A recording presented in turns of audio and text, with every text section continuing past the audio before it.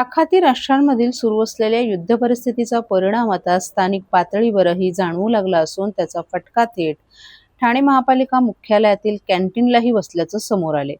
Gas पुरवठ्यातील अडचणींमुळे कॅन्टीनमध्ये एलपीजी गॅसचा साठा केवळ आजचा दिवस पुरेल इतकाच असल्याची माहिती कॅन्टीन व्यवस्थापनाकडून देण्यात आली आहे. त्यामुळे कॅन्टीनमधील काही महत्त्वाचे खाद्यपदार्थ मेनूमधून तात्पुरते वगळण्यात आलेत. दरम्यान गॅसच्या वाढत्या दरांमुळे आणि तुटवड्यामुळे चहा आणि कॉफीच्या दरातही 5 ते 6 रुपयांनी वाढ करण्यात आली आहे. त्यामुळे कॅन्टीनमध्ये येणाऱ्या कर्मचाऱ्यांनी नागरिकांनाही त्याचा फटका बसतोय. परिस्थिती कायम राहिल्यास एलपीजी ऐवजी इलेक्ट्रिक शेगड्यांचा पर्याय स्वीकारण्याचा विचार कॅन्टीन मालकांकडून करण्यात येत आहे. मात्र सध्या बाजारात इलेक्ट्रिक शेगड्यांचाही तुटवडा असल्यानं हा पर्याय तातडीनं उपलब्ध होणं कठीण असल्याचं सांगितलं जातंय. त्यामुळे येत्या काही दिवसात गॅस पुरवठ्याचा प्रश्न मार्गी न लागल्यास ठाणे महापालिकेच्या कॅन्टीनचा प्रश्न गंभीर होण्याची शक्यता व्यक्त केली जाते. आपल्याकडे फुल मेनू कार्ड आहे, ज्याच्यात व्हेज, नॉन व्हेज, नाश्ता, लंच व्यवस्थित सगळं असतं. परंतु सध्याच्या परिस्थितीमध्ये गॅसचा मिनिमम वापर करण्याकरता आम्ही ते थोडं रिस्ट्रिक्ट केलेलं आहे की सकाळी नाश्त्याचे 2, दुपारी लंचच्या वेळेस ती जी थाळी चालते ती, आणि संध्याकाळी 2 चहा पाणी चालू आहे. तर तेवढ्या याच्यामध्ये मिनिमम जितका वापर होईल तितका वापर करून ते सेव्ह करायचा प्रयत्न करतो. येणाऱ्या काळामध्ये काय स्थिती असेल कॅन्टीनची? ते तर आता वॉरवरती डिपेंड करतं. भारत सरकारचं कौतुक आहे की काही ना काहीतरी करून ते पुरवठा चालू ठेवतील असं कमिटमेंट आहे.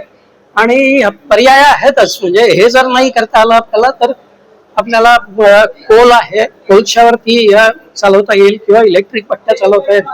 नाही झालं तर अगदी बायोफ्युएलवर सुद्धा भट्टी चालवता येईल. भट्टी थांबायची नाही ही कमिटमेंट आहे. ना भट्टी थांबेल, ना लोकांचं जेवण थांबेल, ना कर्मचाऱ्यांची रोजंदारी थांबेल. सो त्या याच्यावरती फक्त काम करायचं. आत्ताच्या घडीला फायदा नुकसानचा विचार करायचा नाही. जागतिक महिला दिनाच्या निमित्तानं मातृशक्तीचा सन्मान करणारा विशेष आणि उत्साहपूर्ण सोहळा काल ठाण्यात पार पडला. ठाणे डिस्ट्रिक्ट कोऑपरेटिव्ह हाऊसिंग फेडरेशनच्या वतीनं आयोजित या कार्यक्रमात ठाणे महापालिकेच्या महापौर शर्मिला पिंपळकर यांनी महिलांच्या सक्षमीकरणाचा संदेश देत समाजकार्यात महिलांनी अधिक बळकट व्हावं अशी प्रेरणादायी हाक दिली.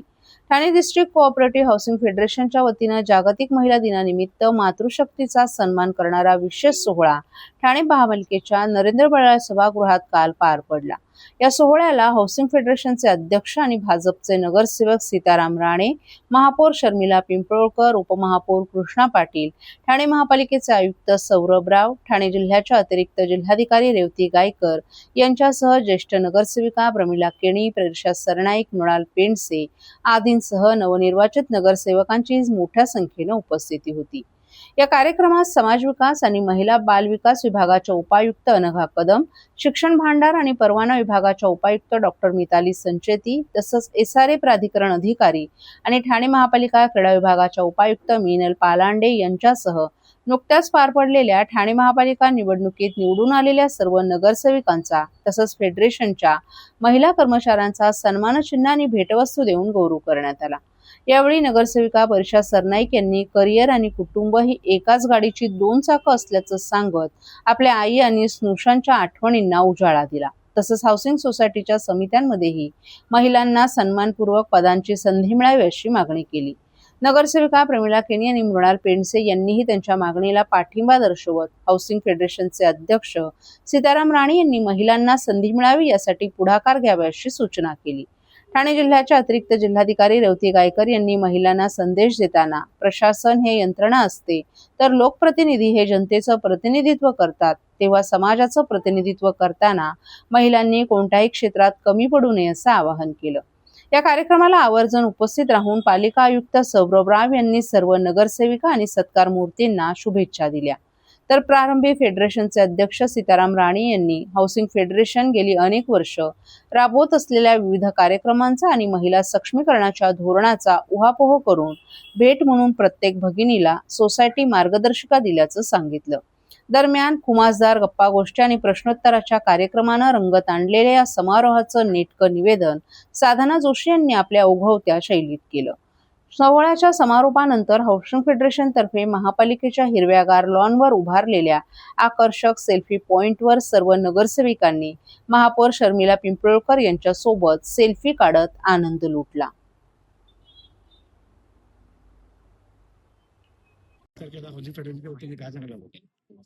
महिला दिनाच्या निमित्ताने आम्ही दरवर्षी हाऊसिंग फेडरेशनच्या वतीने कार्यक्रम आयोजित केला जातो आणि महिला दिन यावेळी 8 मार्चला रविवार होता आणि सगळ्यांचे वेगवेगळ्या ठिकाणी कार्यक्रम होते. लोकप्रतिनिधी म्हणून, नगरसेवक म्हणून आपण आज 12 तारीखला महिला दिनाच्या निमित्ताने ठाणे महानगरपालिकेमध्ये निवडून आलेल्या सर्व नवनिर्वाचित नगरसेविकांचा, त्याचबरोबर महानगरपालिकेमध्ये सेवेत असलेल्या अधिकाऱ्यांचा आपण इथे सन्मान केला, गौरव केला, सत्कार केला. एक ठाणे हाऊसिंग फेडरेशनच्या वतीने दरवर्षी महिला दिनाच्या निमित्ताने वेगवेगळे कार्यक्रम केले जातात मार्गदर्शनपर. यावर्षी एक सत्कार रूपाने आपण तो आयोजित केला आणि महानगरपालिकेच्या नरेंद्र बल्लाळ सभागृहामध्ये हा संपन्न झाला. आयुक्त साहेब या कार्यक्रमाला खरं म्हणजे येणार होते, पण कार्यक्रम सुरू व्हायच्या अगोदर ते भेटून गेले आमच्या सर्व नगरसेविकांना. काही अत्यंत महत्वाचं काम असल्यामुळे मी धन्यवाद देईन महापौर पिंपळकर मॅडमना, त्याचप्रमाणे उपमहापौर पाटील साहेबांना आणि आमच्या अतिरिक्त जिल्हाधिकारी गायकर मॅडमना की चांगल्या प्रकारे हा कार्यक्रम आयोजित केला. बहुतेक 70% नगरसेवकांनी या सगळ्या सत्कार सोहळ्यामध्ये सहभाग घेतला. मी सगळ्यांचे आभार मानेन आणि धन्यवाद देईन.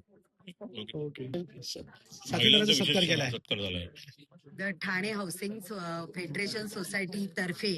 मला वाटतं राणेदादा, तुम्ही आज 8 मार्चला खरं तर जागतिक महिला दिन होता. पूर्ण महाराष्ट्रावर महिलांचे सत्कार सगळीकडे चालू होते, पण आज ठाणे महानगरपालिकेतल्या आपल्या सत्कार मूर्ती, आपल्या सर्व नगरसेविका यांचा सत्कार या संस्थेमार्फत आज इथे नरेंद्र बल्लाळ या सभागृहामध्ये संपन्न झालेला आहे. नगरसेविकांनी प्रत्येक प्रभागामध्ये केलेलं त्यांचं नेतृत्व आणि कर्तृत्व बघूनच मला वाटतं त्यांना हा सन्मान इथे देण्यात आलेला आहे. त्याचबरोबर आमच्या जिल्हाधिकारी गायकर मॅडम याही आज इथे उपस्थित होत्या आणि मी पूर्ण माझ्याकडून आणि माझ्या ठाणेकरांकडून पूर्ण सर्व आपल्या महिलांना जागतिक दिनाच्या खूप खूप शुभेच्छा देते. इथेच थांबते. जय हिंद, जय महाराष्ट्र. एक मिनिट साहेब, आज महिलांचा सत्कार केलाय महापालिका नगरसेविका ठाणे जिल्हा हाऊसिंग फेडरेशनच्या वतीने ठाणे महापालिकेतील सर्व नवनिर्वाचित महिला नगरसेवकांचा आणि ठाणे महापालिकेतील महिला कर्मचाऱ्यांचा आज इथे सीताराम राणे अध्यक्ष यांनी आयोजित केलेला आहे. हा सत्कार समारंभ महापालिकेच्याच नगरसेविकांचा एक वेगळी संकल्पना प्रथमच नगरसेवक झालेले सीताराम राणे यांनी मांडलेले आहे. मग त्यांनी महापालिकेबरोबर कसं जुळून घ्यायचं हे त्यांनी आजपासून सुरुवात केलेली अशी दिसते आणि त्यानिमित्त सर्व महिला नगरसेविकांना आणि सीताराम राणेंनाही महिला दिनाच्या खूप खूप शुभेच्छा. सर्व नागरिकांना आवाहन करण्यात येत आहे की सध्या डासांमार्फत पसरणाऱ्या डेंग्यू या आजाराचा प्रसार रोखण्यासाठी प्रत्येकाने पुढील प्रमाणे कार्यवाही करावी. डेंग्यू आजार एडिस इजिप्ती हा डास चावल्याने होतो. या डासांची पैदास साचलेल्या किंवा साचवलेल्या स्वच्छ पाण्यामध्ये होते. 8 दिवसांपेक्षा जास्त दिवस पाणी उघडे व साचून राहिल्यास त्यात डास अंडी घालतात. अंड्यांच्या अळ्या तयार होऊन पुढे डास तयार होतात. यासाठी आपल्या घरातील पाणी साठे, उदाहरणार्थ बॅरल्स, पिंपे, टाक्या, हौद, रांजणे इत्यादी दर आठवड्याला रिकामे करून घासून पुसून कोरडे करून पुन्हा भरावे. 1 दिवस कोरडा दिवस म्हणून पाळावा. पाणी साठ्यांना घट्ट झाकणे बसवावीत किंवा जुनी साडी, चादर, धोतर यांनी बांधून झाकून ठेवावीत, म्हणजे डास त्यात जाऊन अंडी घालणार नाहीत. घराच्या गच्चीवर, आजूबाजूला, अंगणात कोठेही पाणी साचू देऊ नये. भंगार सामान उघड्यावर टाकू नये. उदाहरणार्थ टायर्स, प्लास्टिक सामान, कुंड्या, टाकाऊ वस्तू इत्यादी. अशा सामानात पावसाचे पाणी साठून त्यात डेंग्यूच्या डासांची पैदास होते. घरातील कूलर्स, फ्रीजच्या पाठीमागील ट्रे हे देखील वेळोवेळी कोरडे करावेत. लक्षात ठेवा, नुसत्या फवारणीने डास घनता कमी होत नाही, तर त्यासाठी डास पैदास ठिकाणे नष्ट करणे ही आपल्या सर्वांची जबाबदारी आहे. कोणताही ताप अंगावर न काढता जवळच्या शासकीय रुग्णालयात मोफत औषधोपचार घ्या. अशा प्रकारे नागरिकांनी सहकार्य केल्यास डेंग्यूचा प्रसार रोखणे सहज शक्य आहे.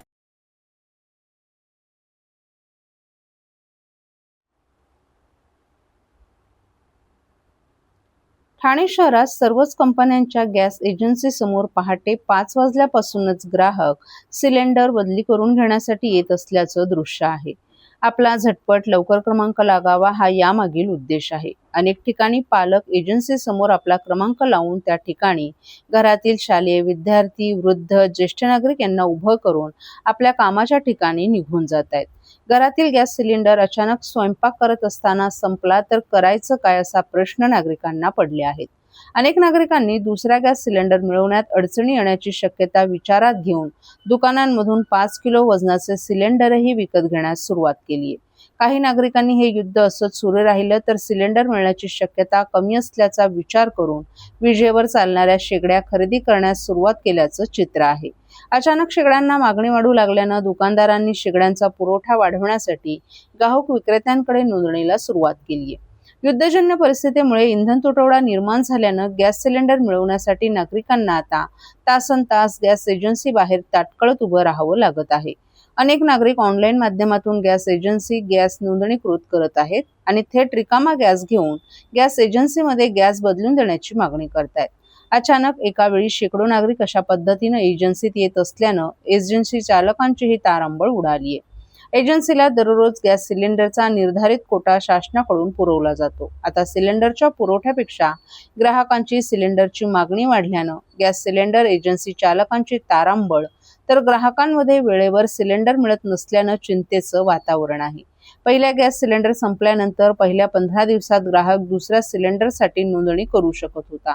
आता ही मुदत युद्धजन्य परिस्थितीमुळे शासनानं 25 दिवसांची केली आहे. त्यामुळे घरातील पहिला गॅस सिलेंडर संपल्यानंतर दुसरा गॅस 25 दिवसांनी नोंदणीकृत करावा लागणार असल्यानं ग्राहकांमध्ये चिंतेचं वातावरण आहे.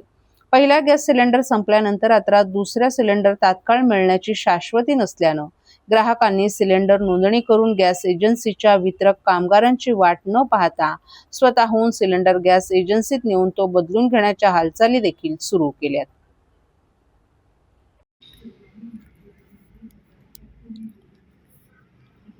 गॅस पुरवठा साखळीवर विशेष समितीची राहणार करडी नजर. ठाणे जिल्हा प्रशासनाचा 24 तास नियंत्रण कक्ष सुरू. आखाती देशातील युद्धाच्या पार्श्वभूमीवर इंधन पुरवठ्यावरून उठलेल्या वादळाला तोंड देण्यासाठी ठाणे जिल्हा प्रशासन सज्ज झालं असून प्रशासनानं 24 तास कंट्रोल रूम कार्यान्वित केली आहे.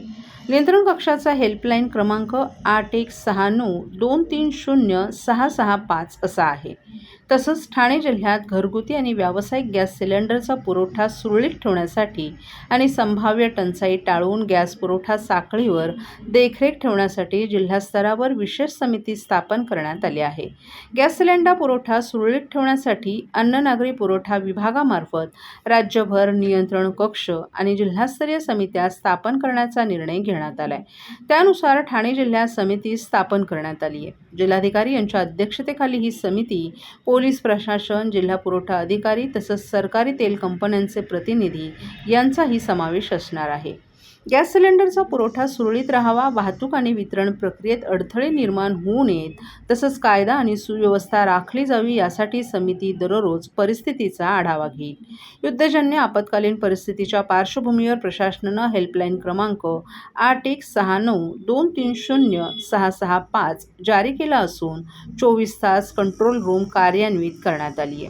गॅस एजन्सी आणि पेट्रोल पंप यांना योग्य सूचना दिल्या असून देखरेख आणि नियंत्रण ठेवण्यात येत आहे. पेट्रोल पंपावर पुरेसे इंधन उपलब्ध आहे. सिलेंडर बुक केल्यानंतर 25 दिवसांच्या कालावधीत प्राप्त होत आहे. सध्या तरी तुटवडा नसल्यामुळे जनतेनं घाबरून जाऊ नये असं आवाहन शिधावाटप अधिकारी सुरेखा चव्हाण यांनी केले.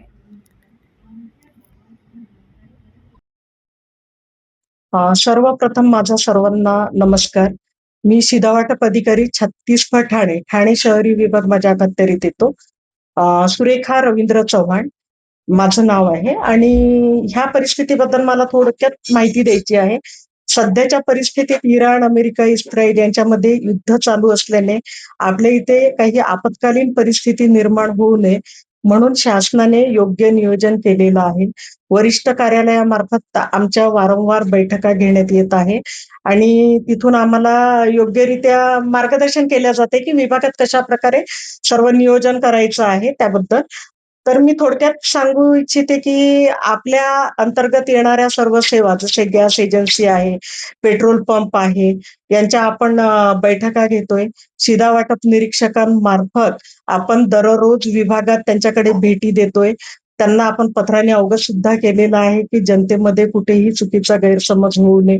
त्यांना योग्य रीतीने सिलेंडरचा पुरवठा व्हायलाच पाहिजे. सध्या सिलेंडर ची जी डेट आहे ती 25 दिवसाची देण्यात येत आहे लोकांना. पण लोकांनी पॅनिक होऊ नये. आपण दररोज रिपोर्ट घेतोय शिधा वाटप निरीक्षकांमार्फत. तर आवक व्यवस्थित चालू आहे आणि सर्व गॅस एजन्सीमध्ये सिलेंडर आहेत, उपलब्ध आहेत. तर त्याच्यामुळे कोणीही पॅनिक होऊन जाऊ नये. कमर्शियल सिलेंडर्सच्या बाबतीत सांगायचं तर आपल्याकडे कमर्शियल सिलेंडर्सचा सध्या पुरवठा होत नाही आणि उपलब्ध पण पुरेशा प्रमाणात नाहीये. त्याच्यामुळे जे सिलेंडर्स आहेत ते आपण रुग्णालय आहेत, शासनाच्या कॅन्टीन आहेत, शालेय पोषण आहार, खिचडी शिजवणारे, शिवभोजन केंद्र यांना प्राधान्याने ते आपल्याला पुरवायचे आहेत. त्याच्यामुळे तिथे त्याचा पुरवठा होईल. त्यांनी जर त्यांना मिळाले नाही तर त्यांनी आमच्याकडे पत्रव्यवहार करावा. आम्ही त्यांना त्याचा पुरवठा करू. जनतेला जर काही त्रास झाला तर नियंत्रण कक्ष स्थापन करण्यात आलेले. प्रधान कार्यालयाच्या स्तरावर पण नियंत्रण कक्ष आहे. परिमंडळ कार्यालय आणि सर्व शिधावाटप कार्यालयाच्या स्तरावर सुद्धा नियंत्रण कक्ष स्थापन करण्यात आलेले आहेत. 24 तास नियंत्रण कक्ष उपलब्ध आहे. तिथे ते केव्हाही काही तक्रार असेल तर करू शकतात. त्यांच्या तक्रारीची योग्य ती दखल शासनामार्फत घेतली जाईल. याची सर्वांनी नोंद घ्यावी आणि पेट्रोल पंपाच्या बाबतीत जर बोलायचं तर इंधन पुरेसं उपलब्ध आहे. त्याच्यामुळे काही काळजीचं कारण नाही. मॅडम सध्या तरी आम्हाला अजून कुठे ब्लॅक मार्केटिंग ठाणे विभागात आढळून आलेलं नाही. तसं असेल तर आमचं पूर्ण नियंत्रण आहे. आमचे शिधा वाटप अधिकारी विभागात फिरतायत ठिकठिकाणी आणि ते तसा आढावा घेणं चालूच आहे. या व्यतिरिक्त कोणाला तसं आढळलं तर त्यांनी त्वरित नियंत्रण कक्षाला कळवावा. आम्ही कारवाई करू त्यावेळेला.